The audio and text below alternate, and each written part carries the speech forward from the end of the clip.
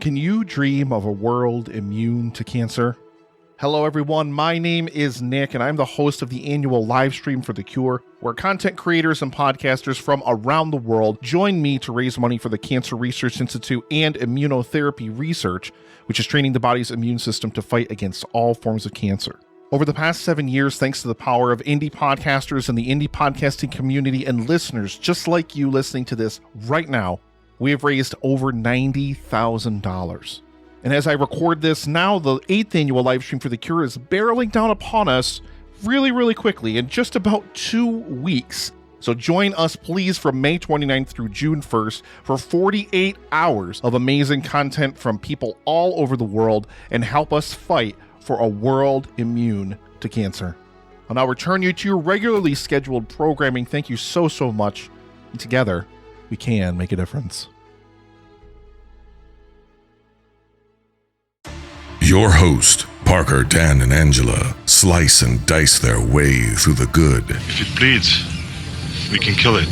The bad. You brought the devil! There's a devil inside everyone. And the ugly movies you love. And you can't piss on hospitality. I won't allow it! Hold your favorite films and franchises tight, because they aren't safe. In fact, it's already too late. It's time to dissect that film.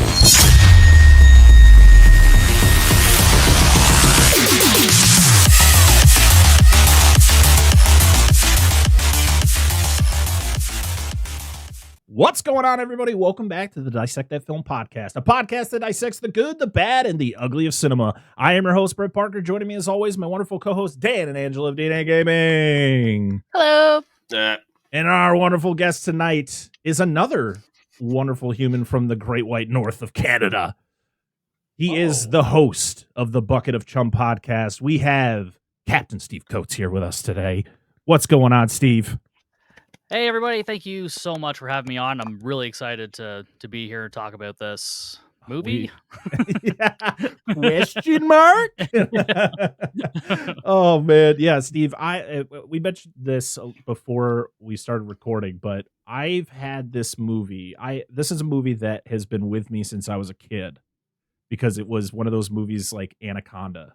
And I felt this Anaconda shirt for everybody who's watching was perfect for this episode because there's many connections from Anaconda to this movie, but this was always like a double feature for me. It was Anaconda, then it was Komodo. And you cover sharkploitation films of all sorts. Films I put in quotations because a lot of them aren't even close. But you suffer through the good, bad, and the ugly of sharkploitation. And when I'm thinking of like a good B creature feature, I think of Steve Coates. And to be honest, this is the first time we've ever talked, like, face to face or screen to screen here. So, but you were the first. As I had started listening to your podcast, I was like, Steve's the perfect guest for this. And today is finally the day we are talking about 1999's Komodo. Before we get started with our thoughts on this movie, or I guess our viewing experience of this movie, or has anyone seen it? Steve, why don't you tell us a little bit about the Bucket of Chum podcast? Yeah, so each week I just dive into a bizarre or weird shark movie. I just go through the plot and then give my thoughts. I take a very comedic view at it because a lot of the movies I watch are quite terrible. But I always give kudos to anybody who can actually make a film. So, I mean, you always get kudos for that no matter how awful your movie might be. So, each week I just kind of break down a new movie, talk about it. And then over on Patreon, we just do all kinds of aquatic horror each month as well. So, yeah. Yeah, so make sure to check out Bucket of Chum. I started listening to you back when you covered Jaws 3D. And we've covered the entire Jaws franchise over here, but it's been a very, very long time. That was like the beginning of our show when we covered that. Oh, nice. So it was good to hear somebody else talk about it because we didn't favor that movie very much. So to get to hear somebody else's opinions on the movie, it was quite interesting. So it's definitely a movie we'd like to go back and revisit ourselves. We haven't talked about anything related to sharks in a long time. Shark and we did it for Patreon for Shark and Saw's Women Prison Massacre. But no, we haven't covered a shark movie in a long time. Yeah, because Deep Blue Sea, that's a 1999 movie, right? That came Yeah, I out in think so. 99? All right. Fine. Well, maybe we'll put that on the list. Or maybe we'll just make July Shark. We'll make it a Shark Month since that's when Shark Week drops. So There you go. That's there we true. go. That's the time to pick shark movies. There we Yep. go. All right. Well, I'm just gonna yell it out to the entire room. Has anyone ever seen this movie before? Really? Yeah. All right. Well, Dan, tell us about your history with Komodo. Well, like many other films that we've talked about on here, this was because of my grandmother. My grandmother loved these kind of movies, and I remember she got it at the video store. And I just remember, even back then, it said something to do with the people from Jurassic Park, right? I always recall that. Pretty sure it's on the box. It says from the writer of Anaconda and the special effects creator of Jurassic Park. There you go. So, and I like Anaconda. So I was like, all right. I don't remember much about the movie. I always remember the opening scene with a dog. Like, that's like the thing. Like, that is what I remember about this movie. But yes, I have seen it before, at least one time in the past. Yeah, for me, I already told everybody my history of this movie. This was always one that I always would watch Anaconda, then this. It was always a double feature, renting all the time. I don't think I ever owned it, and now I own 2 copies of it. And now I'm just waiting for that Blu-ray. Give me a Blu-ray. We need an up-res of this thing. I need to see those awesome effects. I need to see. Yeah, yes. Seeing anything in the movie would be kind of nice because the effects actually looked like they were half decent, but I'm like, it's really hard to tell. But like, they looked like they were pretty good for 1999. And speaking of which, I got to complain a second. Hold on. And this is fine because it's just how life plays out, right? But it's funny to me, like Parker's like, it's like Anaconda and then like this movie. But like, I always think this is like a tier below because I can think of like several other movies I would match with this. This is like with Anaconda. Anaconda is like Lake Placid, Deep Blue Sea. Oh, tier. yeah. No, Lake This is Placid was easily- part of that. Like, it was Lake Placid. It was Anaconda. There was a movie called Python that I used to watch a Oh, see, I've never lot, seen that one. which is very similar. It's actually more similar to this than it is Anaconda. But I wish we had John Voight in it.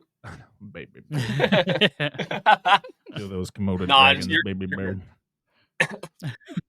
I just think it's fascinating how that's the correlation was for you. It was like these 2 movies. Yeah, because I But mean, it this. works. It works. I mean, to be honest, it was always the covers, and I'm Yeah. a huge. I love animals. I loved learning about animals on TV. You know, Steve Irwin was like my hero growing up, and one of my Yeah. favorite Crocodile Hunter episodes was the episode where he goes to Komodo Island and literally is running around with Komodo dragons, like escaping, getting attacked by one up a tree. Like, the dude was insane, but he was the best. He was the absolute best. And that was one of my favorite episodes of the Crocodile Hunter. So I think seeing this in my local Hollywood video and being like, oh Yeah. shit, there's a horror movie about Komodo dragons, sign me up. And like, this cover is pretty good. dope. That's a good cover. Except Yeah. for Justin showed me his version is cooler than mine, and I'm kind of pissed off now. Oh, because he's got that foil? That son of a bitch. Yeah, son of a bitch. But yeah, I mean, you see the cover and you're just like sold. It says Komodo, and Yep. you know, me and my brother saw it many, many, many times growing up. But this is the first time I had seen it, probably 15 plus years. So there were some moments I was like, "Oh, that happens. Oh, that happens. Who are you?" It was a lot of that. Well, I there's our history, and here is the behind the scenes, which is not a lot. There was some behind the scenes on the DVD, so I do have some info based on just the actor's experience of the movie. Also, I watched the DVD yesterday, and then I was like, oh, I'm gonna throw it on YouTube. I didn't feel like grabbing my DVD again, so I threw up the YouTube video that I sent you, or the one that I'm guessing you guys watched. And yeah, so dark.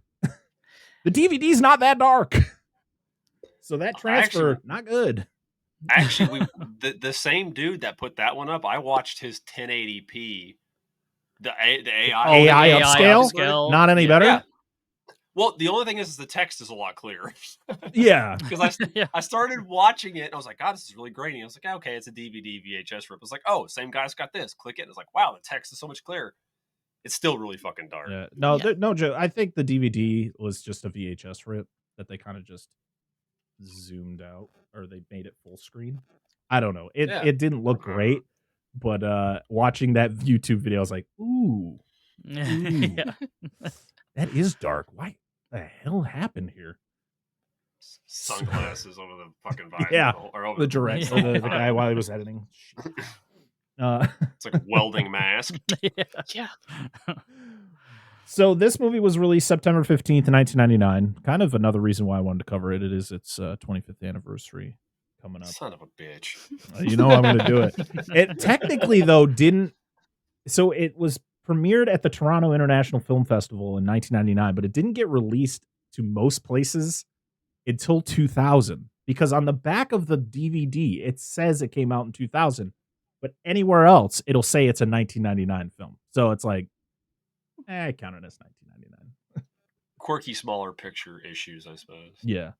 It was directed by Michael Lantieri, who is the special effects person from Jurassic Park, as it would say on the cover, because he was one of the special effects artists on Jurassic Park. He has literally been working with the Jurassic Park franchise since the beginning.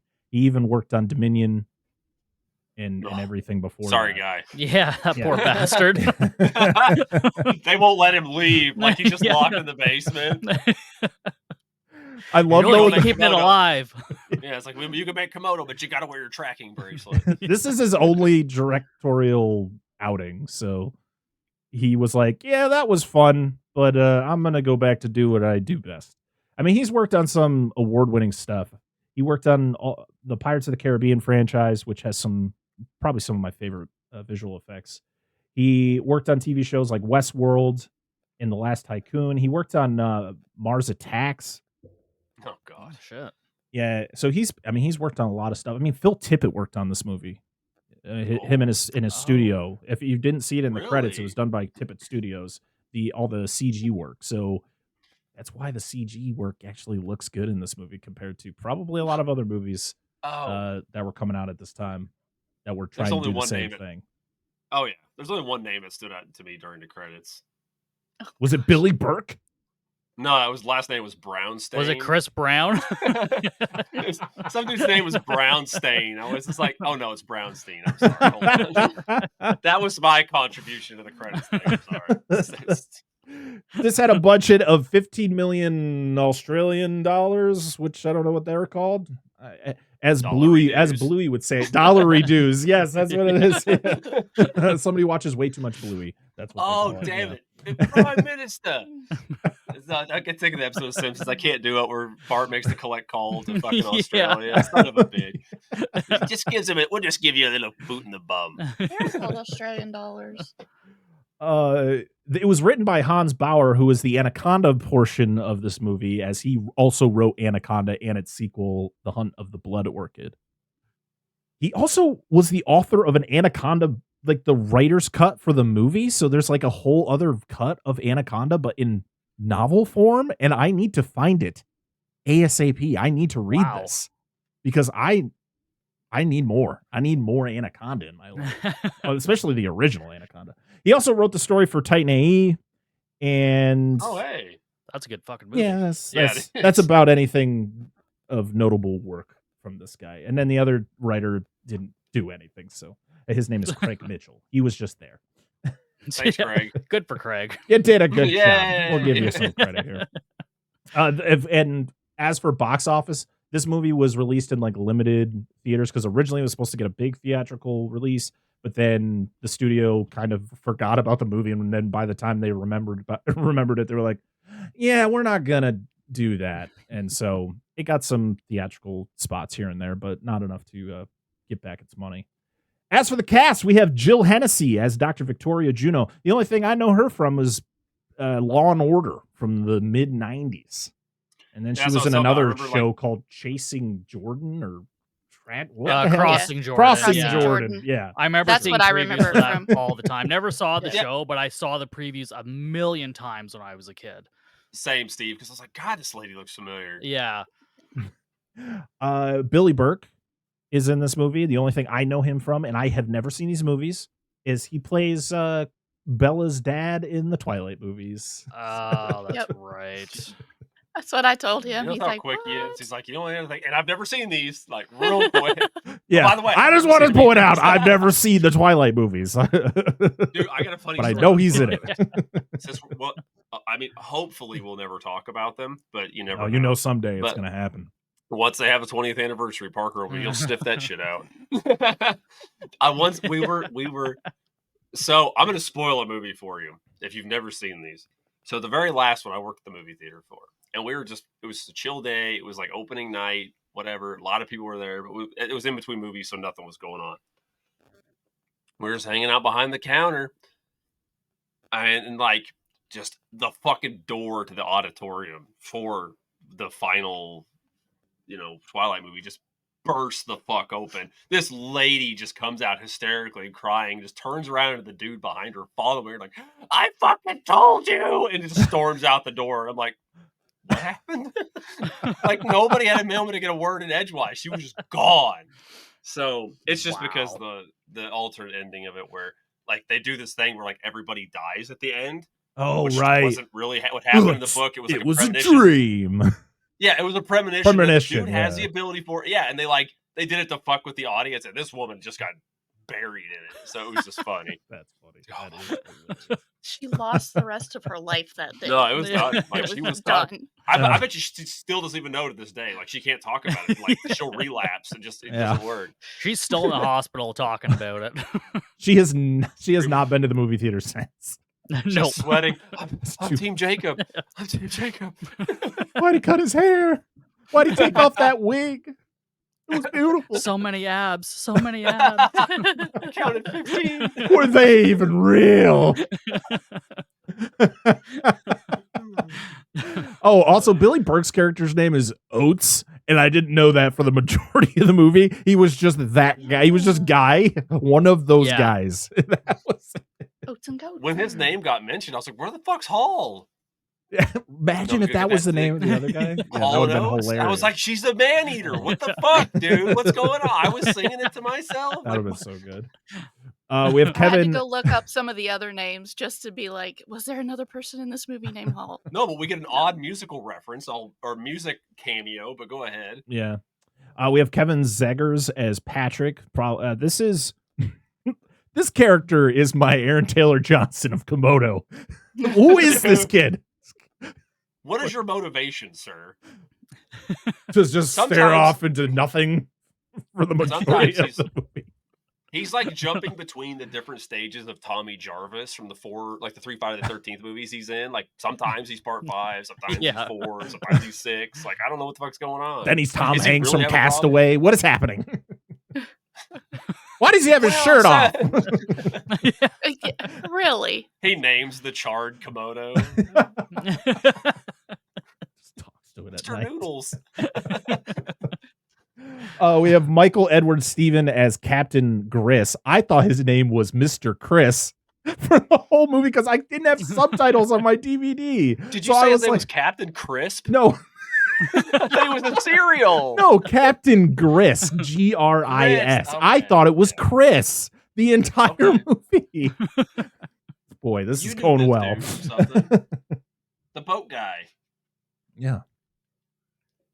You said you remembered him from something, didn't you? Oh, shit. He's the horse, isn't he? The horse from Charlotte's Web. The animated one? Or not Charlotte's Web, Babe. Oh, okay. I was like, damn, it's been around a while. No. Oh, he's like 50-something now. The horse? Not. No. Sorry. The horse is dead. He went to the glue factory. Oh, no. Why do they always got to go? Homer. We have Paul Gleason as Denby, who's the other guy who's with Oates. Didn't know his name. No. Cigar guy. Nina Landis as Aunt Annie, my favorite character.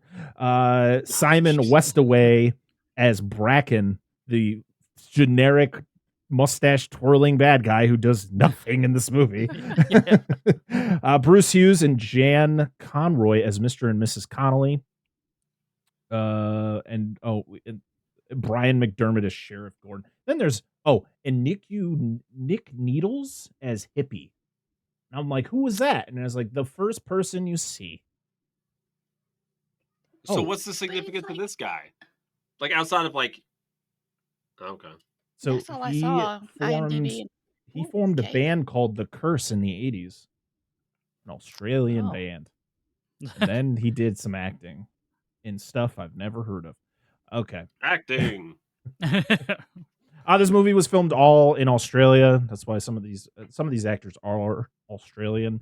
Also, they needed some place to look like South Carolina, even though the beginning of this movie says it's in North Carolina. So I'm very I thought it was in Georgia. I don't know because cars tag was from Georgia. Like, well, I just think they just got cars that had license plates and just used them. I don't think they had any we don't care about continuity there. No, but the funny thing is in the behind the scenes, they talk about the fact that they had to find places in Australia to look like South Carolina because that's where the movie takes place. But then in the very first part of the movie, it's literally my second note.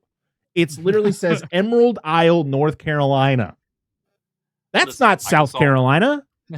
Just put some trailer parks there. You'll be fine.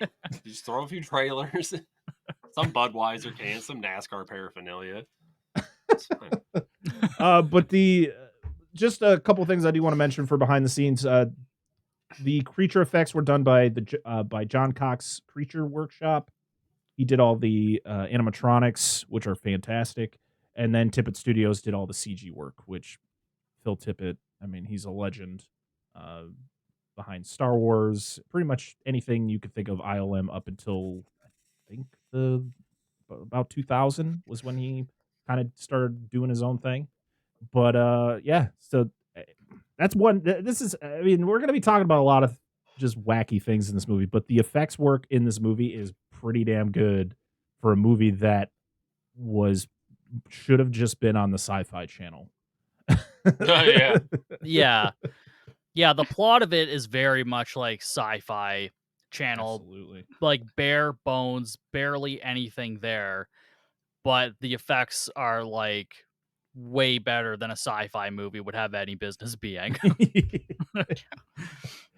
Other than that, it didn't really get very good reception. Probably why the studio just decided not to release it theatrically. So here we are. But guess what? Parker rented it a lot at his local Hollywood Video, so it made a lot of money off of me. That's it. And the movie that I want to cover for Out of the Tubi is Curse of the Komodo that came out in 2004. There's also a Komodo versus Cobra, which I'm guessing is the same thing they did with Anaconda and Lake Placid. Oh, yeah. Whatever. It's like Cobra G.I. Joe? No, there was like a Cobra movie. There was like a movie about a giant cobra. Okay. Yeah, because all the animals have to be like 5 times the size they actually are to make it more interesting. That's par for the course. Yeah. I mean, Komodo dragons are terrifying. Fuck yeah, dude. As they are. And they can get pretty big. Not the size they are in this movie, but they can get pretty freaking big. And they're fast. Fuck with them. And yeah, they're terrifying. Yeah. So, all right. Well, are we ready to dive into this plot? As I say? Sure. All right, Dan, here we go. You ready? Angela, are you ready? Yeah. All right. It's time to dissect that film. Film. All right. That's the best you got to get from us, everybody. That's pretty the good. best we've done so far. That's right. We forgot Pretty last good. time. So Yeah, it's okay. It'll probably happen again. And I always love seeing the facial expression of our guest when we do it. Like, what is happening? What did I sign up for? They're like, did I miss the memo? No, I don't want to. I don't like telling the guests that we're going to do that because as I said, I like to see their facial expression as it happens. Next time it's you better do it, that way. Next time you do it, you have a guest that's never been on here before. Like, hey, we're going to do the thing. It was in the email. All right, everybody, get ready.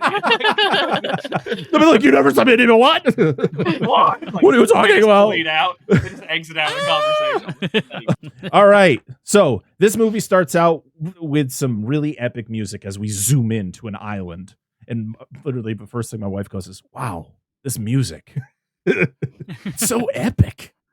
And then we get it later, which is hilarious. And I guess this is Emerald. The island is called Emerald Isle.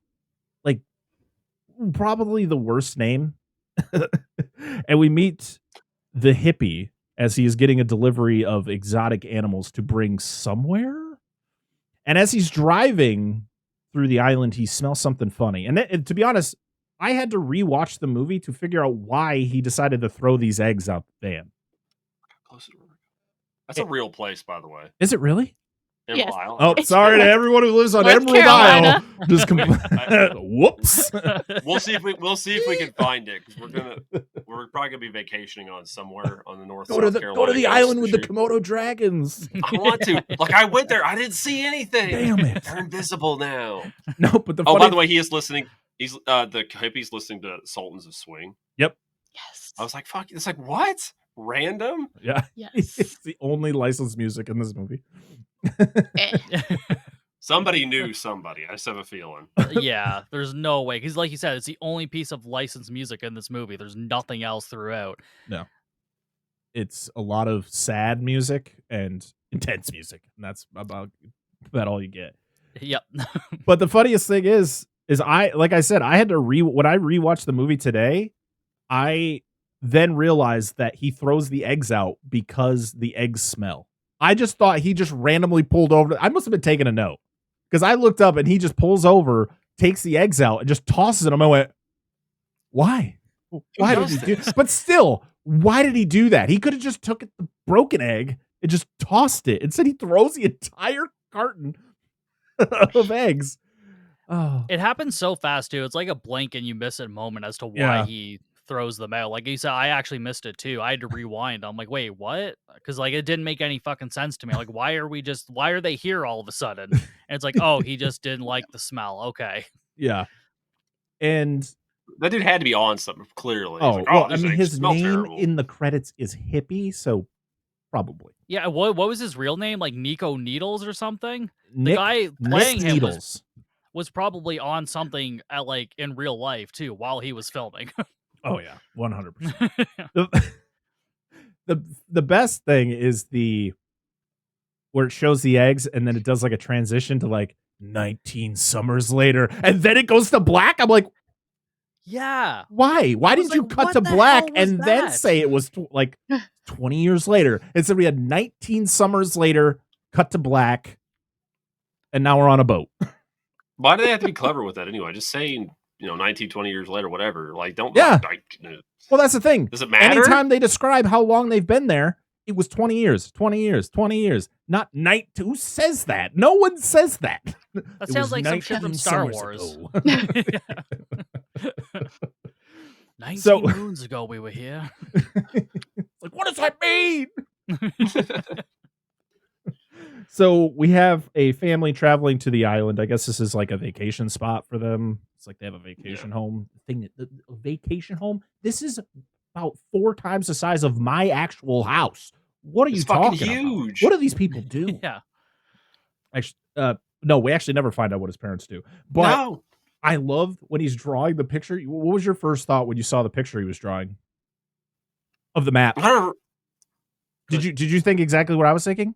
That fuck looks like no, I don't that remember looks like it. that looks like Isla Nublar. It literally looks identical to Isla Nublar from Jurassic Park. Is it? What is it? Wow. El Cinco Muertos? Is that where they're at? Where are the 5 deaths? Yeah, it's one of the other islands. Yeah. Komodo Island, aka Emerald Island, whatever the fuck it is. Oh my god! I thought But we it didn't was put dinosaurs crazy. on that one. It's just Oh. Komodo dragons. Why'd you Hold guys up, do that's that? not I the don't only know. Jurassic Park reference in this movie. Oh, of course there isn't. So we find out that the island is getting taken over by an oil company. Don't ask me what the company is because I did not write it down, because they're literally not that relevant to the story. Yeah, it's like starts with a P. Pontiff or something. Yeah, Yeah. something like I think it is like Pontiff or something. And we meet the boy, the cardboard cutout. His name is Patrick. Boy. And why does he act like he's never been to any of these places, yet he's here every summer? He talks to the captain. He's like, "You been taking care of my island?" So clearly he's been here a lot. But yet he goes to his little hideout after he cuts the sign down. He goes in there like Vandalism? he just discovered it for the first time. Like he's like, "Oh wow!" Throws the sign down. Like, what is this? What Who gave him this direction? An effects supervisor, not a director. Yes, Yeah. clearly. Yeah. I was saying, like, why are we gonna like be behind this kid, this kleptomaniac that just steals everything you can fucking see? There was no ounce of care in the world for this kid throughout the entire movie. And they really try hard to make you care about this fucking kid. Do they? Oh, they do. They try with the sad music and the intense dialogue. Trying to help you, Patrick. We're not there yet. The parents go home. The house is kind of in shambles. There's shit all over the kitchen. They're like, I guess somebody was supposed to be taking care of the house. I don't know who. They said somebody. Don't remember who it was. It's all right. It's just the party group goes through. It's normal. So he goes on like an adventure, and Buster, the cute little dog, follows him around. He's adorable. And he finds a little monitor lizard, and he's got a little lasso. He's gonna wrangle that thing. And then when he gets it, it runs away, and then it like he gets taunt, and then he like pulls on it, and it like rips, and there's just blood all over it. And you're like, oh, okay, I like where this is going. We also get a cool. There are some pretty cool shots in this movie. There is one transition where the mom is out on the porch calling for him, and you see the moon behind her, and then the moon transitions into the front of his flashlight. And I was like, okay, that's a pretty neat little trick there. You gotta give him something. Just anything. I think the only thing I'll complain about is the whoosh sound they have to put with the transit.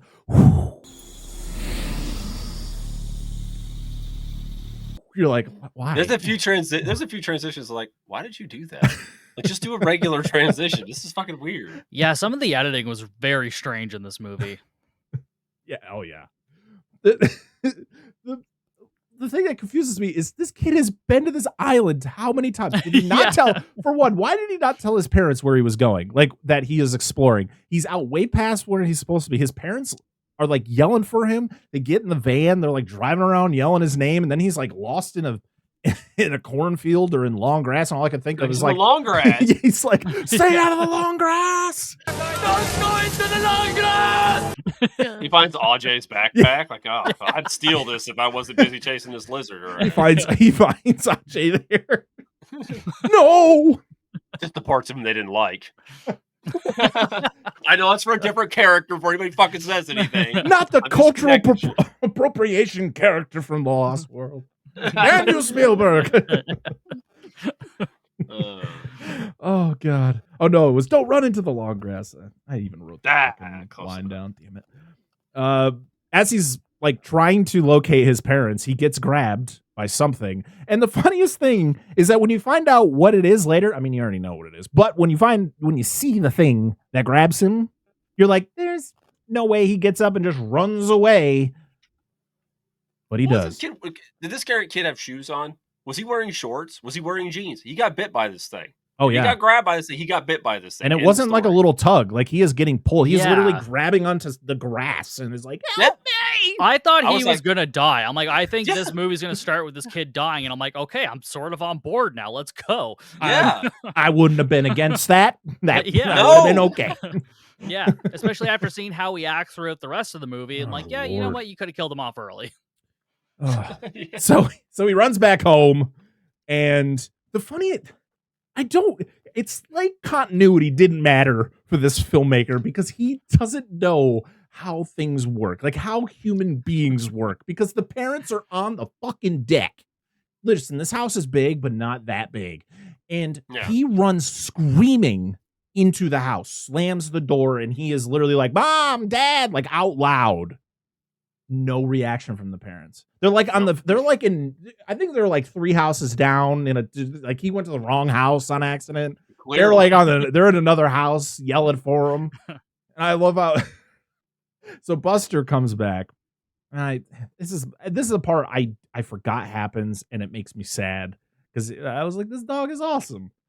Buster goes through the doggy door, and he just sits at the doggy door, and Patrick goes to get him, and Komodo's head comes through, grabs Buster, pulls him out, and it like puts Patrick into shock. But the thing is, the parents didn't hear that either.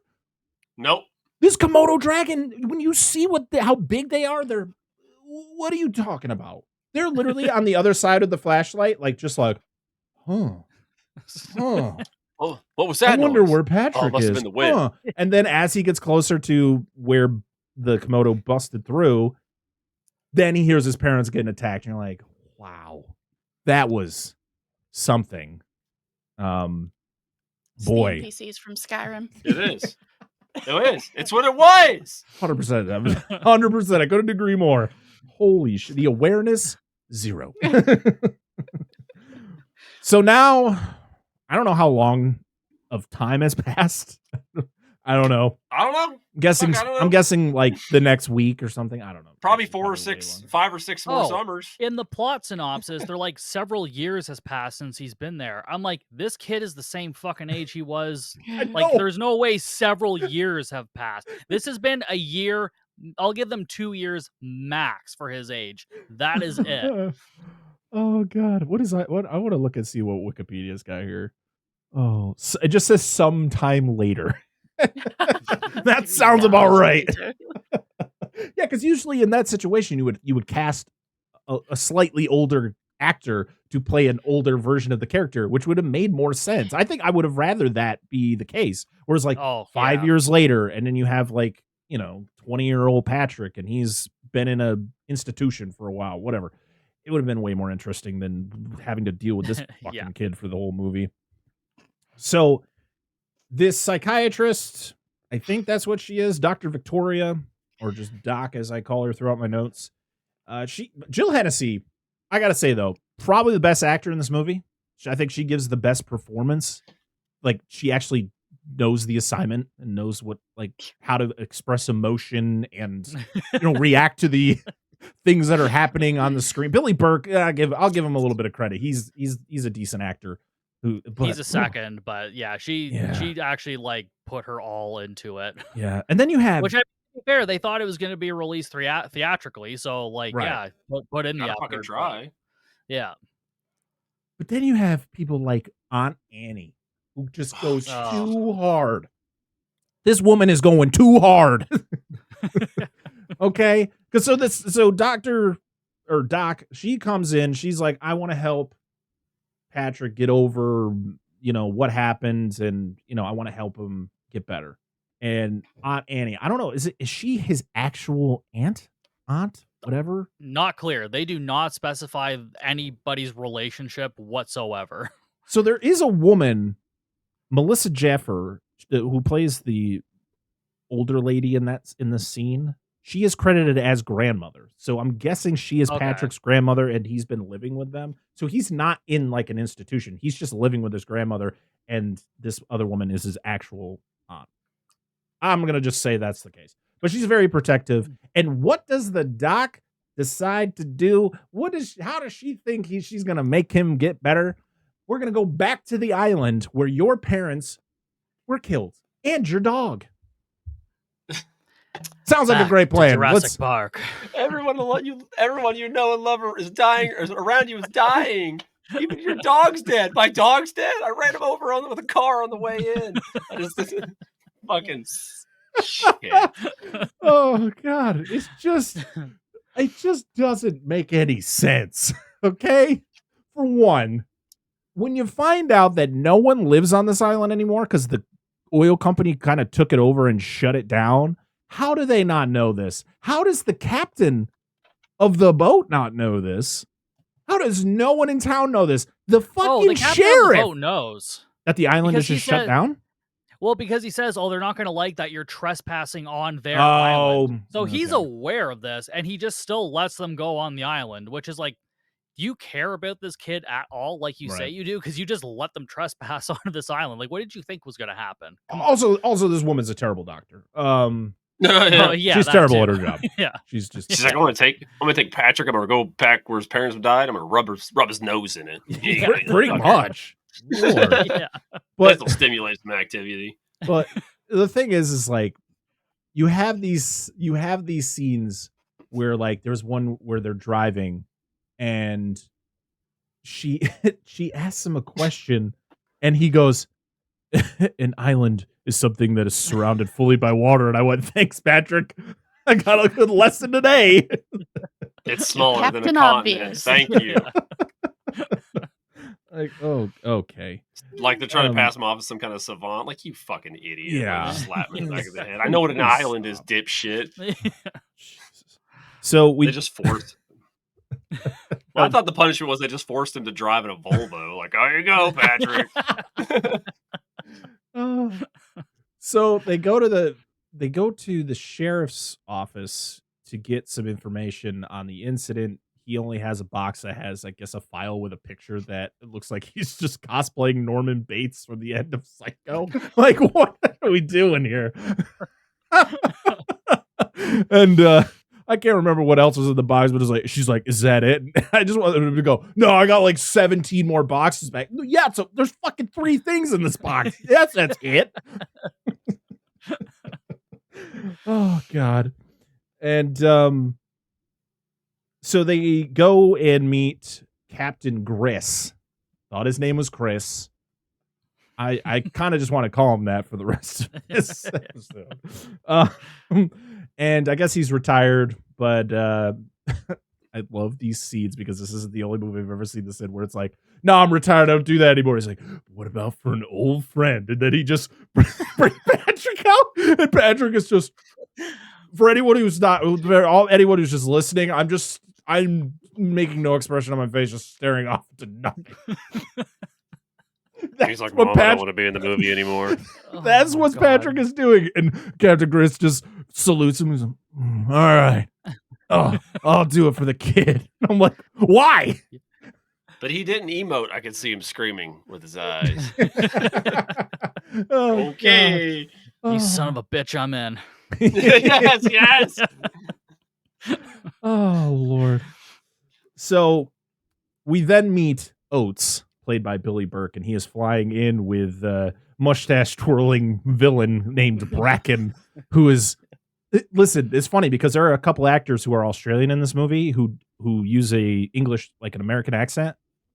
This guy, they're like, "No, if we're going to make the villain, he's got to be full Australian." And this guy is like Crocodile Dundee turned bad. Just, "Yeah, you're going to go there. I'm going to hunt them down.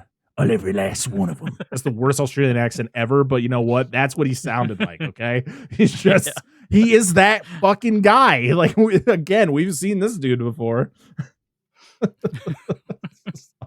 Yeah, so he pretty much, he's down there because he's going to hunt something on the island with this other dude who's already there.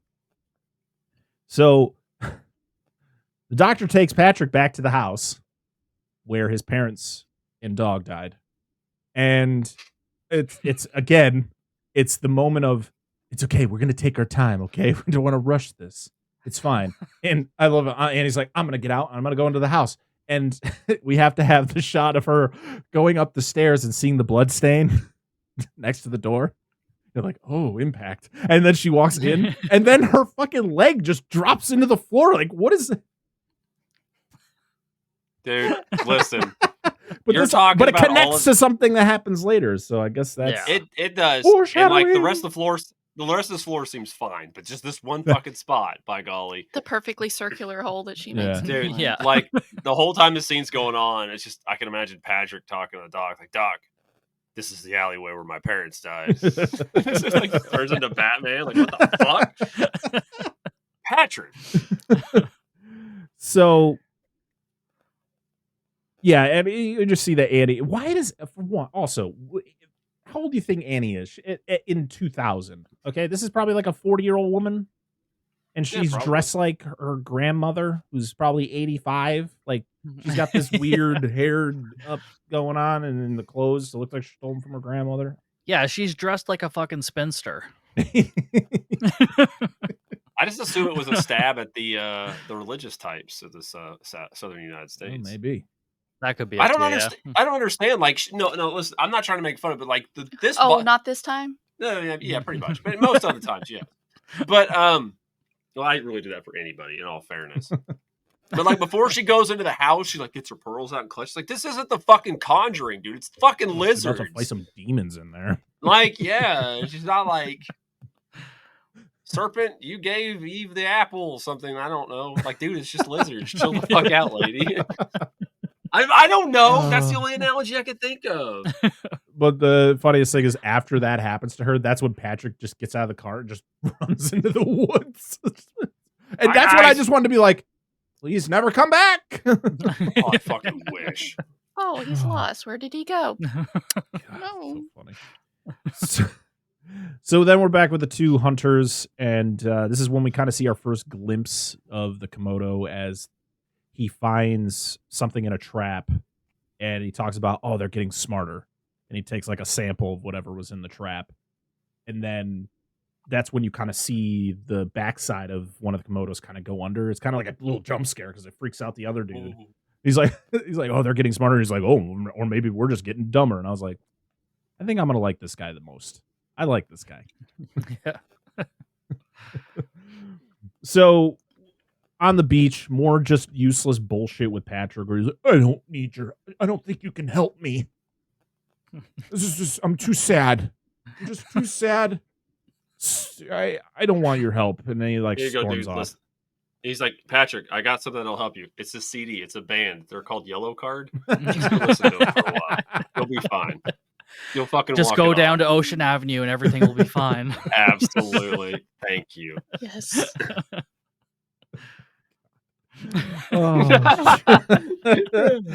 Jesus. So Doc finds his journal, is given his journal, or his journal was in the box. I don't remember how she obtains this thing, but she starts reading it, and that's where she sees the map of Isla Nublar, aka whatever the fuck this island is. And we then go to Patrick sleeping in his bed with his shoes on, and I went, "What the fuck, dude? Take your shoes off! What are we doing here?" Rebellious he is. Who? I don't care. How He's tired he's you are. Take your always damn got to be ready. Always ready. to be honest, I feel I'd be more ready with my shoes off. But Listen, gotta stay strapped or get clapped, I guess. I don't know I don't know.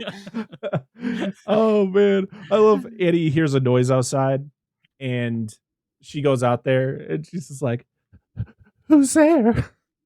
And then Hello? and then it cuts back to Doc reading the journal on and then she starts hearing noises, but it takes her like 3 times hearing the creepy noise for her to react to what is happening. And it's not like it's not like subtle noises. It's literally like crashing, like somebody's like crashing the kitchen. Like, what? Go check on that. You can hear her like gagging and like bawling a little bit, and I'm like, dude, like, yeah, she Annie, goes, like, what are you doing? Annie isn't okay. Annie isn't No, okay. she's She's not okay. There was Annie, that's a little midnight. You getting a little midnight gut in, or what's going on? Oh no, no! I was talking about the alternate version of the Michael Jackson song, "Smooth Criminal." No, you're fine. Annie's not okay. Annie is not okay. But it goes No, I around know the what you're corner. talking about. I just Get that guy. He broke him. Annie, where'd you get that gentleman collar from? Getting that cook in? There wasn't nobody else on this island. It's Captain Chris. It is. Hey, listen, we ain't judging. He's like, here. "Get away from me! I'm getting my dick on."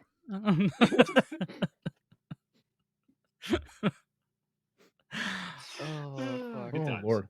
Okay, enough of that. So yeah, she's down. She's down bad. She's got a big old injury in her gut, and yeah. So this is when the Komodos finally show up. We get to see it in its full form, and it looks great. Like I said, the effects work really good in this movie. And it comes around the corner, it attacks. This is when it makes raptor calls. It legit sounds like a raptor from Jurassic Park. I can't do the. Yeah, it does the bark. No, call for help. No,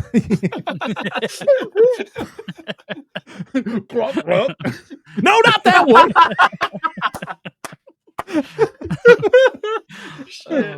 Oh god. But I always find it funny when they're just like, you know what, we're gonna make a movie about animals. We're just gonna give ridiculous ridiculous sounds. I love it though. It's like Anaconda was like, you know what? I know that anacondas don't scream. They don't make the noises that they're going to make in this movie, but at least they created something new. It was like original. They're like Frank Welker. Yeah. They're like Frank Welker. Make some crazy ass noise for what you think an anaconda would sound like. But instead, for this movie, they're like, what if we just took the sound bits from Jurassic Park and just inserted it in here randomly? They're like, oh, well, this guy did work on Jurassic Park, so it makes sense. Make sure you put it in bold letters on the front cover of the movie. All right. But yeah, this is when the Komodo attacks and it gets a broomstick in the eye. I love it. And then it like runs away, and then the slowest drag scene ever, where Annie is getting dragged into the hole in the slow, like that dragon is having a tough time dragging Annie in there. The doc's like, Annie, take my hand. And then she just starts bawling her eyes out at the end. And like, there's like, doesn't seem a lot of like she's obviously getting fucked up, but there doesn't seem like a lot of motivation for Annie at this point. No, she's dead. No. We just gotta feel bad for her. Just even though there was like nothing that she did that I was like, I don't care for this character. No. One thing I do want to mention, there was this really questionable choice in this film. This is before she, gucked for help. But anyway, that's gonna stick with me. That comment you just made, Parker, that's a forever one. I hope I'm gonna get that on a shirt. Anyway, no, like it's like she's bleeding out and fucking dopey ass Patrick walks in. He's like, "Don't just cover this, act normal." Like she's hemorrhaging blood and dying. Like she's dying, but just act normal. Don't freak the kid out. Well, the thing is he doesn't see her initially when she's like bleeding. No, because they put a pillow over her. Well, no, there was that, but remember, he goes into the kitchen to get water, and he sees the hole that Buster got taken from, and he drops the glass, and that's why the doc leaves Annie to go. He only sees Annie when she's getting dragged into that hole. So I don't think he knew at first that she was hurt at all. I think he just kind of saw her like, oh. And his reaction to seeing his aunt get dragged into a hole. Yeah, I don't think he just wasn't a fan of her. No, it's just the doctor's plan was, if he comes in here, cover your gushing wound and act normal, like you're bleeding out. Like, is this a fucking plan? Oh Lord. So we're back with the two hunters, and Oates calls, what the fuck is his name? Bracken, and tells him that there are people there. And he's like, I'll kill him then. And he's like, what? Why? Okay. Sure. Because oil companies are evil. Yeah. Corporate America. I love it though when Oates and Denby are driving back, and the one guy, he's driving too fast, and the other, and Oates just goes, "Can you slow down, please?" Yeah, and you hear like the engine wind down a little bit, like calm down, right, man. Jesus Christ. I love when they get out of the car and my wife goes, how the fuck do they see out of that thing? It's just covered in like a cage. What are they preparing for? I mean, I guess they know what they're preparing for. They know about the dragons, so I guess it makes some sense.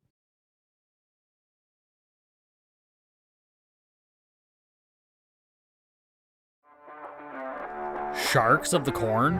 Virus shark? Cocaine shark? Sharktopus? Yeah, those are all real movies. Join me, Steve Coates, as each week I take a comedic look at the bizarre world of sharksploitation cinema on Bucket of Chum, the shark movie podcast. So yeah, they drive off. I love this scene where the Komodo busts through the back of the Volvo. And it's the only thing I didn't like is I feel the editing was a little jumpy here, where it's like they didn't focus on the dragon kind of attacking the car. It was like, dragon, Patrick, dragon, doctor, dragon. It was like, Jesus Christ, just focus on something or like zoom out or something. I don't know. This is Resident Evil fucking editing right here. Yeah, the fucking editing was all over the place in this movie, which is too bad because this scene could have been like so much better. Because like it was still pretty cool, but like I wanted to see more of the dragon and less of their fucking reactions. I already know they're scared. I don't give a shit. Right. Or like reminds me of them shitty ass infomercials. She's trying to get her key in the ignition, like I can't Oh get it. my god, it's so. switches Why to is that black and always a white. thing? It's either they can't get the key into the fucking ignition, or the car doesn't turn on. Like what? The car's been All running the fine time. for 20 years. How is it not starting right now? But I mean, it was pretty cool. The dragon like hanging out of the back of the car, and then it drops out. Yeah, it was just trying, like he's kicking his little feet, trying to get he's in trying there. to get Like, in, guys, yeah. I just want to hang out. Listen, I watched a video today of an alligator climbing a 4-foot fence to get back to a pond. Terrifying. They'll make it happen. Mm-hmm. They want that water. They'll bite your head if you're wearing steak on it. Oh, Kentucky shark. Sorry. So they get to the middle of this cornfield, I guess, and they're kind of like, why does this road lead to just a dead end part of a cornfield? All right. But they are. Who's planting corn on this island? That's what I want to know. I don't think this is the climate for that. But so they're just sitting there, and this is when they give Patrick the dumbest lines ever. When she's like, "What is going on?" Which is a natural question to ask in this situation. And he goes, "I think they're reestablishing their place in the food chain. We're gonna die here tonight." That's exactly how he says the line, everybody. So I'm not just exaggerating. That is exactly how the line is read, and it is from this 15-year-old cardboard cutout of a human being. And I love what her reaction is, "No, it's not gonna happen like that." And I was like, I feel bad for this woman because she is acting against nothing. Yet, in the behind the scenes, she seemed to have a great time acting alongside this guy. So, good on them. I don't know. Jesus Christ. Mr. Griss gets attacked in very He shows up. unceremonious. Hi. Yeah, so earlier in the movie, we didn't even mention the fact that he felt bad about not going with them, so he got a gun and he left. But we don't see anything that happens up until he smashes against the side of the car. The whole side of his head is just, it looks like a burn, or it just been gnawed on. I don't know. Dude, people get weird injuries, weird places in this movie. Like, how the fuck did this happen? Like, what were you doing? I wanted to see, like, okay, how did that happen? Let's follow him Right. for a while. Like, I don't care about seeing fucking Patrick and his dumb therapist for most of this. Like, let's cut Yeah. away from that every once in a while. Yeah. I want to see fucking Griss fighting some Komodos. That would have been dope. Yeah, remember in the beginning Exactly. of Cut your Anaconda losses with- when Danny Trejo gets killed right in the beginning?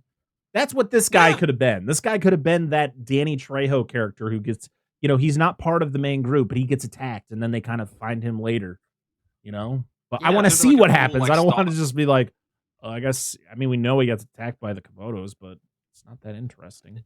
Yeah, make it like a Yeah. cool stock scene, like like you said at the beginning of Anaconda. It could just be like the creature changing it from his perspective. It'd be like this neat stock scene, and Mhm. Yeah. whatever. So they get him in the car, and this is when all the Komodos are kind of like running towards them. And no joke, looks exactly like the same animation they use on the raptors when they enter the kitchen in Jurassic Park. When the raptors go in, they like kind of bump into each other, and one reacts and like snips at the other one. Yep. The Komodos do the same thing. And then one of them has the low T-Rex growl when he's like Mhm. about to attack.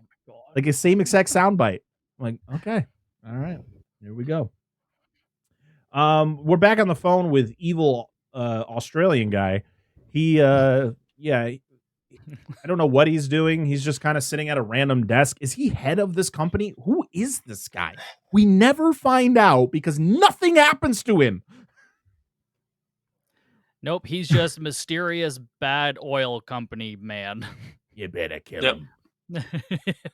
Okay. Patrick randomly runs over to the dead Komodo that was killed. How again? Somehow, They show the Komodo was- dead, but I don't remember why it died. Like, was this the one that was in the back of the car that falls out? Because it shouldn't have died. It's a mystery, as is Karma? most of this movie. But so it's a dead Komodo, and Patrick goes up and rips its heart out, and then runs He into the cornfields. And you're like, he As does a one chant does. like "I am a lizard man." And just like scream. field. About to go do some Guyver experiments. Exactly. Or just like make like fucking like voodoo circles and shit. Like, what's going on here? This isn't Louisiana, it's South Carolina or North Carolina. It's a Carolina.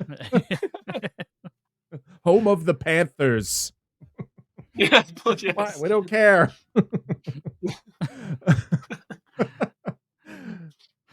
We also get the information about the Komodos and like their saliva, how it's full of bacteria, and that's kind of what is causing Mr. Gris or whatever the fuck his name is to slowly die. He's like, yeah, he's probably gonna die. It's inevitable. Dude, okay, I didn't talk about this. This is what I love how much this was flip flop in like real life between like, because this is just how science works sometimes, folks.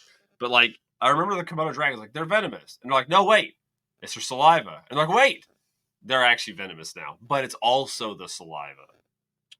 Yeah, I remember hearing all that, dude. Like when that was a big deal in like the 90s and stuff when they were talking about 100%. Yeah, all happened. So technically, they're not.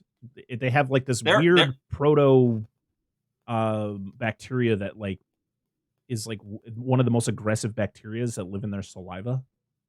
In the movie, in real life, they are venomous as well as having the, this receptic saliva, essentially. Right. Well, we'll see how many years it takes both. before they decide they're not actually venomous or poisonous. Well, for some odd reason, it took them forever to realize they do have venom glands in the base of some of their teeth. Well, they do have some reptiles do. Some lizards do. Well, they do have the same like jaw structure as a snake. Like they even talk about the fact that the way that their teeth are lined up like a constrictor snake. Yeah, Komodo dragons are fucking insane, dude. They're just a wild. Well, apparently their venom actually causes. There's some snakes that have this too. It's a hemotoxin, so it promotes bleeding. It prevents coagulating or anticoagulant. Wait a minute. So it means that the blood doesn't clog.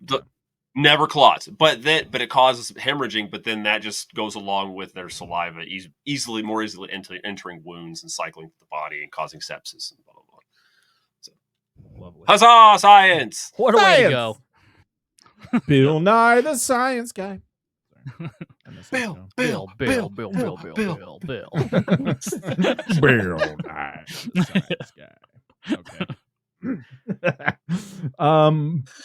Yeah, fuck Patrick. This kid sucks. We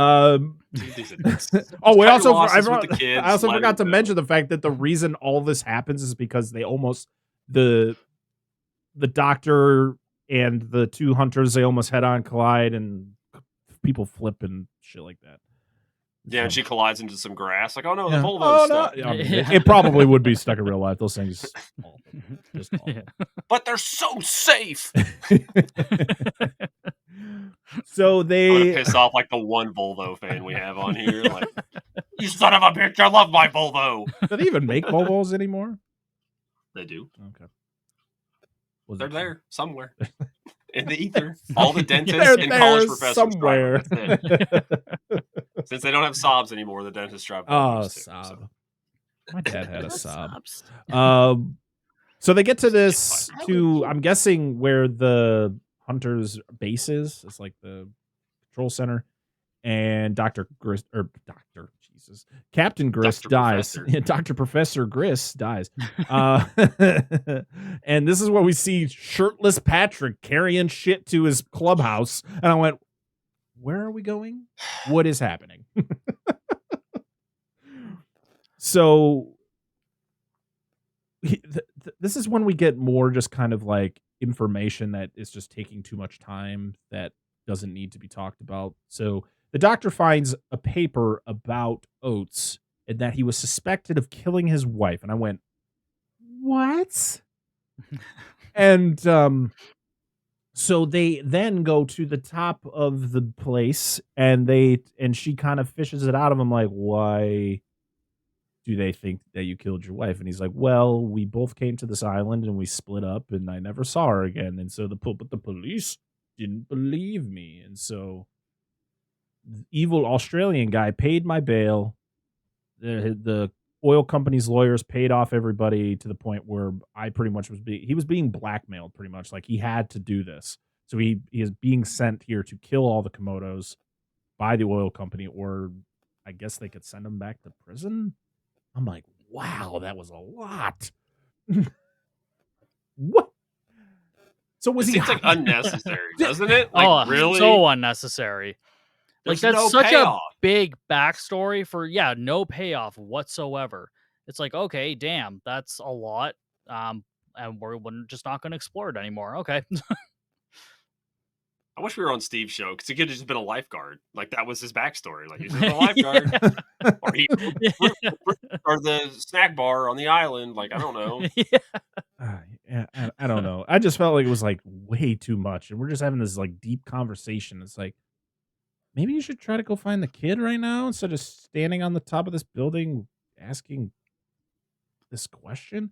Also, the other guy dies. The other hunter dies. He gets attacked by one of them in the laundry room, but he takes one out as he is dying. I do like that. He gets attacked. He's pretty much dying, and one comes to pop out and he shoots it. So, like, dude, like, okay, Jurassic Park. It's okay to shoot and kill things. It's fine. It's all right. You're not going to hurt anybody's feelings. It's okay. It's a survival situation. You could drop that fucker like a sack of bricks, and I wouldn't feel bad about it. Yeah. Well, they mention it like 4 or 5 times, the fact that Komodo dragons are endangered.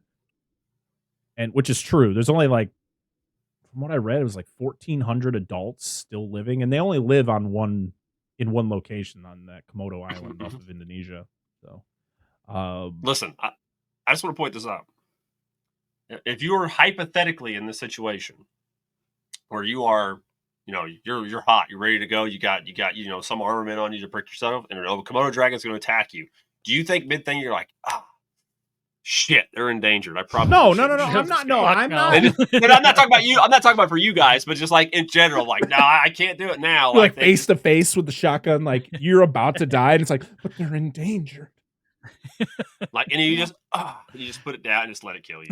Like, I mean, it's not. It would be a different situation if you're going to where they live, funded by PETA. Yeah. No. I'm just saying, like, if you are in a situation, I don't realistically care where you are. Like, if you're just like, you're not intentionally trying to do it, but you find yourself in a life-threatening situation where it's either you or it. You're not gonna be like, well, it's endangered. I better fucking not do it. I mean, we don't need to talk about it 17 times while they're being attacked by them. Yeah. I mean, also, the doc is at it's a danger. At least it'll sustain it for much longer. I mean, Oates also mentions the fact that they're starving. There's like no food left for them on the island. So pretty much the only thing that can sustain them is by eating people. And it's when it's like, well, awesome. The doctor is to blame for most of the deaths. Like, Annie would still be alive if she just, wasn't a moron. And I mean, she does admit to it later that she's an idiot, that she like, I should have never brought him here. This was a bad idea. Everyone is dead. And it's like, well, at least the character admits to being an idiot, where most characters never figure out how stupid they are. So true. It's so true.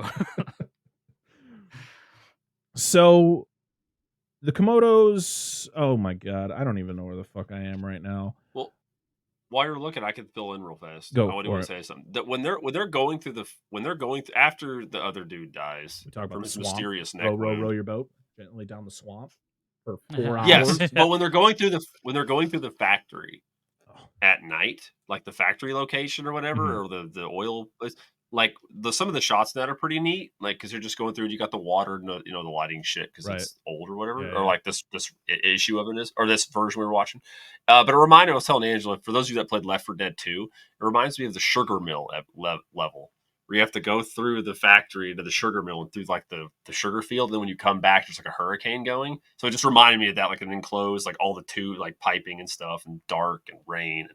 That part I actually liked. So, except for there's no witches. There are no witches. It reminded me of the Lost World Jurassic Park, like the scene where they're being chased by the raptors and they go into the abandoned building and they're climbing on the roof and shit. I'm like, oh yeah, okay. And they cut I see what you were doing here. Yeah, I was going to say, are they going to start? I forgot about that. Jesus Christ. The only bad part of that whole movie. I actually really enjoy that movie. Just like there's little parts like that where it's like, no. I mean, he could have squeezed a little harder. We quote that fucking movie all the time at work. We love that movie here. I was just watching another Jurassic Park, like, I don't know, knockoff or inspiration called Gargantua from 1998. Yes. Yeah, a buddy of mine just watched that the other day. I'm like, oh, I see. So Godzilla came out around this time. And in the 98 Godzilla, he was actually a mutated Komodo dragon, if I remember correctly. That was mutated. I think it by was the like a nuclear mutated like Galapagos iguana. Or Yeah. something like that. Okay. Yeah. Close Okay. enough. Yeah. So, but yeah, like this movie definitely took notes from Jurassic Park and Godzilla because they both came out like around the same time, like a few years apart. I mean, man, the span of like 4 years, we got so many, mutated. I mean, I wouldn't even. They don't ever mention the fact that these are mutated Komodos. They're just. Are they? They never mention that. Are they? He just throws the eggs out. Yeah, but they never mention it. Yeah. But they're just like, we had to make them bigger to be scarier because that's kind of that's the formula. Make them big. I mean, the anacondas in Anaconda were fucking insane. Yeah. Yeah, but those I think they're just big, like, Right. which doesn't make sense given the lack of food. They would just exactly. Eat each Yeah. There's They're no food. There's cannibalistic. no way they're getting this size. other. No. Yeah.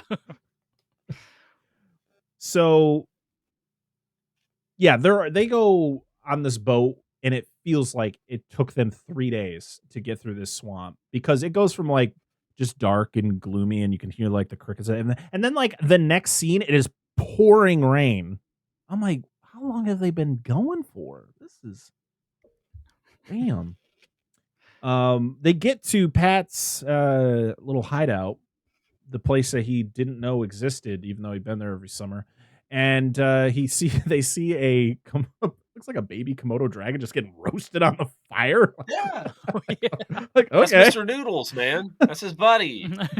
But also, does the heart come back to play at all? Probably Did I he just miss ate it? Because he takes that heart, runs away, and nothing happens with it. This is power up. That's how he became buff later. Does he use it to attract the Komodo? Like that's what I was thinking. Like maybe he was using it as bait, but like I don't know. Like it just seems like a very specific thing to take and then just not address at any point later on in the movie. Just so bizarre. Yeah. Also, we've talked about it many times during this episode. The continuity is non-existent in this. So maybe they just forgot about the heart. The heart keeps most of the little ones away, but it attracts one really big one with a fin. But it's just a shark that gets on land somehow. It's massive and it has horse legs. Please. It's like Shark Side of the Moon. Oh my god, that fucking Land shark. Shark side fucking hell. Humanoid sharks. So a Komodo shows up. I do like the kills though with the Komodo. Yeah. This Komodo where he has the snare, he hangs it, and then he freaking stabs it with come back into two. play. Yeah, he stabs it with 2 pieces of rebar. Really cool. I thought that was really cool. Really well done. The effects work was really good. Yeah. And the planning. I just wish this character wasn't this character. He's just bleh. And she's like, oh, cool. Awesome. Thanks for saving me. And then another one shows up. And then it cuts back to something else. And I'm like, what happens to her? Why did we cut away? Oh, Lord. But no, they had to cut back to Oates getting attacked by a Komodo, and he ends up killing it by stabbing it through the mouth. Oh yeah, it finds because this shotgun gets knocked down. It does the all on top of him. Yeah, that's cool because it's the whole practical like puppet. Oh yeah, it's really cool. But there's no way that this Komodo is not overpowering this man and killing him. Oh, 100%. Like it's just like it kind of looked like a dog just trying to have fun with it. You're like, hey, let me lick you a little bit. Yeah. So we then cut back to the dock, and she is on the dead Komodo as the other one is trying to find her. And I was like, I believe Komodo dragons have very good sense of smell, and there's no way that he doesn't know that she's. Are they an animal that can't look up? Their vision's based on movement. I was just about to say that. Damn it.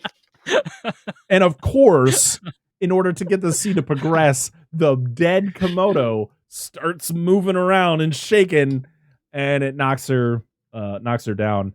I'm like, all right. and then Oates comes in and blasts it. I'm like, Jesus Christ. So then they go outside, and there's a ladder that goes up to somewhere. I'm guessing to the top of the fort there. And Oates goes, "You go. I have to reload." And I went, "What? You can't reload up there?" But then you find out it's because he got bit. And it's one of those things like he's going to turn into a Komodo dragon himself. Like, I don't know. Okay, I was like, I didn't. Okay, that's how they actually reproduce. They turn other people into. Okay. Well, that's the thing. Is better. Well, that's the thing is when she goes up, and he's like, he also figures that he doesn't have any more bullets, but he looks and he got bit, and so it was like he knows he's gonna die type thing. It's like, but okay. It's not a zombie movie, dude. You don't like die in a few seconds from it. Oh, Lord. So the broom handle Komodo dragon is back. He's the good old Wood Eye. Yeah. And did you hear the Joe and Mac T-Rex sound in this? Holy shit, yes. Because it's when he tries to light the fucker on fire, too. It's surrounded by flames, and you just hear it roar like a T-Rex, but it's not the Jurassic Park roar. It's the roar the T-Rex makes in the video game Joe and Mac. Yes, and that roar itself is taken from older 50s and 60s dinosaur movies where they used to, like King Dinosaur, where they used to take actual reptiles, glue fins on them, and try to pass them off as dinosaurs. I'll have real fucking shit. Insert dinosaur noise here. It's a stock ass sound effect from like decades ago. And this is when Doc gets a cool kill. She is able to kind of wrestle him and freaking beats the broom handle deeper into its head, killing it. And I was like, that's pretty cool. The kills on the Komodos really creative. I gotta give them credit for like how, except for the one that you just don't know how it died, and you're like, well, okay. Yeah, the one in the middle of the road. Yeah. Okay. So. Generic bad guy shows up. Hello, generic bad guy. Because Oates calls him to come, and he's like, fine, I'll fucking come. And he shows up. He goes into the station, and then Oates jumps into the helicopter and flies away. And bad guy just goes, damn you! And that's it. Nothing happens to this guy. Nothing happens at all. It's like he waves his fist, and that's the last you see him. Holy Christ. We should have seen him getting torn to fucking bits like the lawyer in Jurassic Park. Like something funny. Yeah, that last Komodo just comes out of nowhere and just gets them all. Like, yes. It would have been so satisfying. But he just, nothing happens. And so, Oates flies away. And he sees Doc and Patrick kind of running. And they're being followed by a Komodo, the final one. And they get to a spot and they hop onto the helicopter. And the last kill is Oates shooting. Is it Oates who shoots the flare? Oates, right? Yeah, he shoots the flare into the Komodo's mouth. I really like this kill where it like glows its whole like neck and then it just like dies. I was like, that's pretty cool. Well, really, it just cuts. It really does cut. Yeah, I was like, I mean, it dies, but all right. And But yeah, we get the really crazy epic music with the slow-mo helicopter. It's so funny. This was, again, my wife going, the music choice. Perfect. Like, what is this? Then we get the slow-mo walk down the street. They're like they just went through a war, and they sit on the curb, and the cop comes up. Oates puts on his sunglasses, and the cop just pulls up and goes, you guys okay? and Patrick goes, never better. And I went, no, you can't end like this. And that's where Komodo comes to an end. Boy, oh boy. There's actually something at the very end. You missed it. It tells you what happens to the island. Does it really? Yeah, it says at the end, it says the island was purchased cleared off and purchased for a private resort by Jeffrey Epstein.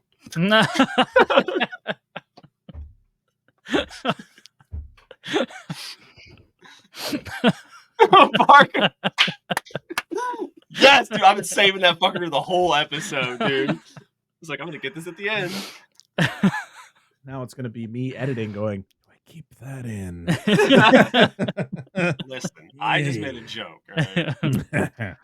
All right. Well, let's go around the room and talk about our final thoughts on Komodo before we hop over to the social medias and see what all of you have to say about Komodo. Steve, lead off. Overall, I wouldn't say that this is necessarily a bad movie, because like there's a lot of redeeming qualities, like from the special effects. The cinematography was half decent. The editing's terrible. Some of the acting, especially fucking Patrick, was just god awful. And like the plot needed a lot of fucking work, or just show us more of the Komodo dragon. Like if you're not going to give us anything plot wise, show us more of the monster. And we know they had practical effects, so like they could have utilized that a lot more. I would like to see like a cleaned up version to see if I enjoy it just a little bit more than I did. Because like if I was to rate this, I'd probably give this like a 2.5 stars. Because like I said, it's not terrible, but there's definitely a lot missing and a lot left to be desired at the end of it. Who wants to start over there? Wow, that was perfect. Yeah. Okay. I probably not too far off, Steve. You know, I will reflect a lot of his thoughts, as I've said in the past. It's just like you're here like for the creature effects, because they're like, it's not even just like this is a shitty movie and like, at least the effects are okay. Like, no, the creature effects are actually really good, like way better than they have any right to be in this film. And you know, I'd take it over even some modern CGI shit from like 10 years after this movie, 15 years after this movie.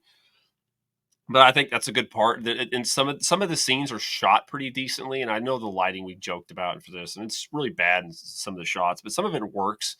Especially, like I said, when they're going through some of like the cramped areas and they're supposed to be like they're getting stalked or they're not sure or whatever. That's fine. I don't give a fuck about any of these characters in this movie for the most part. And the acting's like has been mentioned already, it's hit or miss. Some people I'm just like, most of them I just don't give a fuck about. So it's all right. Angela. This is the best movie we've watched all year. Oh, wow. I was like, whoa. Hot take. I don't know if we watched the same movie. I'm just kidding. No, like I have to agree with these two. I can't quite say it was a movie, because it was a little bit better than that, only because of the practical effects. But would I watch it again? Probably not. All right. As for me, this was fun to kind of just rip apart. I still really enjoy this movie as much as I was complaining about the plot, because to be honest, I never watched this movie for the plot, because the plot is horrible, and the plot for most of these creature features are horrible. I mean, I think the biggest thing for me is there's really not a memorable human performance, at least with like, when you think of like Anaconda, like Jon Voight's performance in that movie is so batshit crazy, but it's so good that it really helps with all the awesome snake effects and everything that's going on. And there's a couple other characters in that movie that are good. This one doesn't really have any human character that is like somebody you can kind of, you know, attach yourself to and like care even a little bit about. Like, I guess the doctor, but to be honest, I didn't like her because she's kind of the reason a lot of this shit happens. And like Oates, I guess I could feel bad for his shitty situation he's in, but like there just wasn't enough for me to care about any of them. The effects work though fantastic. I think for 1999, this looks freaking amazing for this, even the budget that they had. And you know, the fact that they got Phil Tippett in his studio to work on this, and they got, you know, even though the director may not be the greatest at directing, he definitely knew how to get good effects work out of who he hired, and he was able to get those, at least the Komodo dragons, to look really good and be in the right spots, and the kills are cool. Overall though, like when I rate these on Letterboxd, like this is like a 2.5 star for me. Like this is like one that I like, because this is like 2.5 star. That's a movie that I will rewatch. Like that's the lowest I could rate it. I'd make maybe a 3. But I think this is like a 2.5 out of 5. It's rewatchable for me. This is, I think, just a fun, just throw it on. It's like an hour and 25 minutes. So it's nothing, it's not like I'm taking a bunch of time out of my day. You know, this is definitely a bet. You could throw this on in the background. You know, I could watch this while I'm editing an episode. Like that's that type of movie. These movies are just fun. They weren't meant to be deep. They were meant to just be, hey, look at these fucking animals just going apeshit crazy and killing a bunch of things. That's why I love Anaconda. I will be a huge supporter. I've always been a huge supporter of Anaconda and Lake Placid and Python. Like these like fucking Dean Cain, Jesus Christ. But yeah, this is still a fun movie. I mean, clearly I like it. I ended up buying it twice. But now we're gonna go over to social media and see what you all had to say about Komodo. We didn't get really a lot because I feel like this is a very obscure movie that not a lot of people really know about. Like I said, there's no Blu-ray release for this. You only can get one DVD version of this movie. I think most of the versions that you'll see around are VHS because that was when it first came out. It was strictly VHS.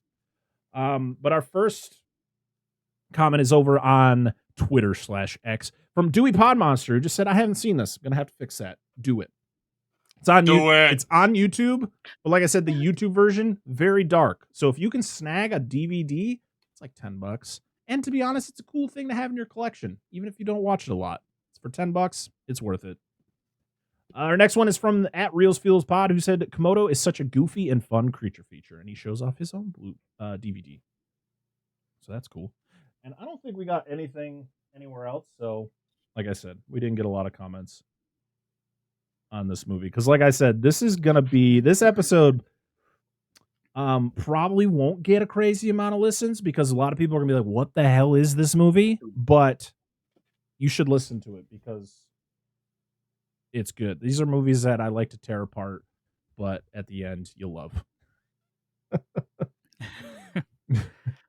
All right. Well, now we are going to pretty much do our end of show wrap up. So, Steve, where can we find you and your wonderful show, Bucket of Chum?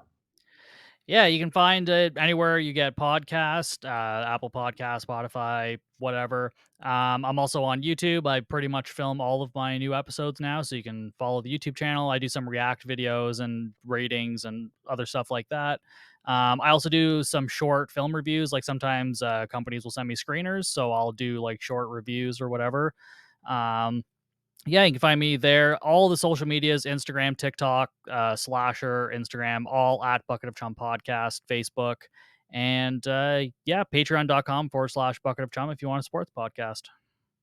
Awesome.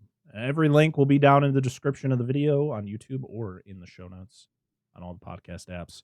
You can find us at Dissect That Film on all the social media apps that you commented on.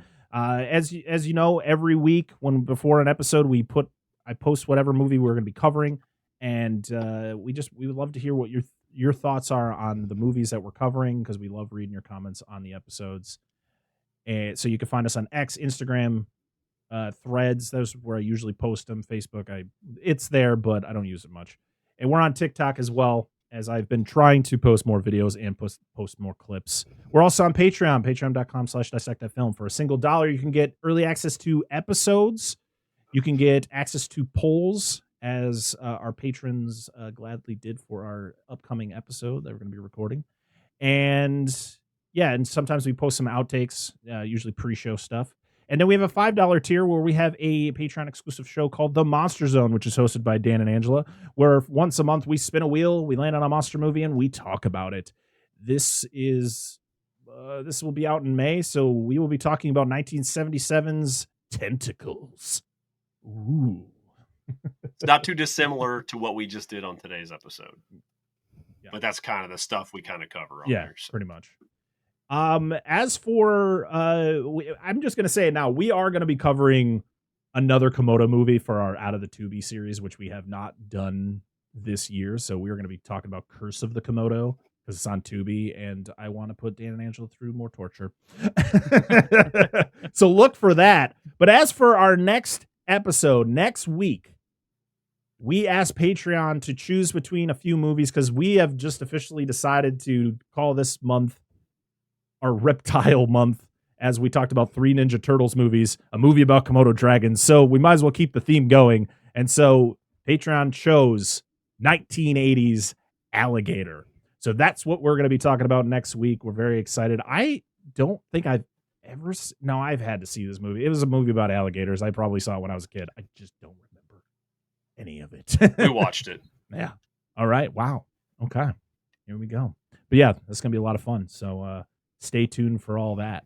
Did I miss anything? Do I got anything else? Oh, yeah, we're on YouTube. I forgot that. We're on YouTube. YouTube.com/dissect-that-film, where we as Steve does with his own show, we record a video for all of our episodes. We don't do all the fancy clips and all that stuff because that takes a lot of time, and I don't have it.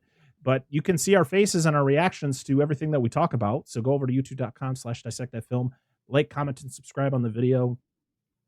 Subscribing is free, so that'd be cool. And make sure to leave a 5-star rating on any of your favorite podcast apps, because that just makes us feel better. I think that's about it. I don't remember how to end the show. I think you nailed it, dude. I think I got it. All right. Well, Steve, again, thank you so much for being here. We can't wait to have you back on to talk about some other obscure, ridiculous reptile movie, shark movie, whatever we decide. It was a blast having you here to talk about this movie. Yeah, thanks so much for having me, and I will definitely come back anytime you ask. All right. Appreciate Love it. All right. Well, until next time, everybody, I am Brett Parker. That is Dan Angel of DNA Gaming, and that is Steve Coates of the Bucket of Chum podcast. And this has been another episode of the book. Oh, Jesus Christ, I fucked that all up. Got to redo that again. All right. Until next time, I am Brett Parker. That is Dan Angel of DNA Gaming, and that is Steve Coates of the Bucket of Chum podcast. And this has been another episode of the Dissect That Film podcast. See y'all again next time. Bye-bye. Bye.